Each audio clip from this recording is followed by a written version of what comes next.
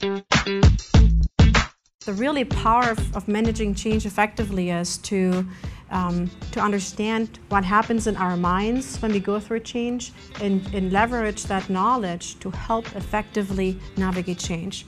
So I want to start with today, give you some tools and insights on the reality of change, then also why people resist change, and along with that, strategies and how you can overcome those barriers and actively be engaged in change efforts. When we go through change, it's similar to a grieving process. First, it's like 4 phases in that. First one, you are a victim. You feel like you're a victim. Why is this happening to me? Why can't it be happening to someone else? Why just me? And the second one is the critic mode. That's the mode that comes after that. And that's when you go look around and trying to figure out why it can't work. That's the critic mode. You're trying to figure out why it can't work. So eventually, hopefully past that mode as well, and you come to the third one, and that would be the bystander mode. And I see a lot of people hanging in that one. That goes like that. Well, I'm not really buying into this change, but I don't know what else to do. I'll just hang out and see if it goes away. Or maybe it's going to stick, but then maybe I don't stick. I don't know yet. I'll just hang out. That's the bystander mode. Some of you are smiling, so it sounds familiar. And then the fourth one, and the really productive and healthy one, is the one to navigate. It's the navigation mode. I'm in for it. And that's where you want to be at some point. The uncertainty that comes with change is totally normal, will never go away. Employees need to know that uncertainty is a given. We cannot know everything when we enroll change efforts. Senior managers cannot know all the little details that will come along with change processes.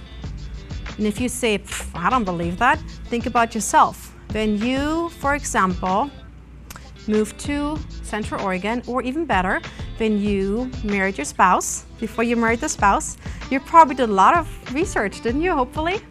Trying to figure out who he is or she is, what kind of quirks she has, trying to figure out all the details because you wanted to engage in that change to marry him or her. But honestly, did you know all about your spouse? Did you have all the details? Probably not. You found all those things along the way. It was an evolving process. How many times have you set a goal for yourself, ended up saying, yeah, I really wanted to boost the morale in my department, but it didn't work because I was so busy and all these competing priorities and stuff, it didn't work, okay? The way we work is then, now that you know this obstacle, that you're busy, what are some possible solutions to that? And what are some possible action steps to overcome that?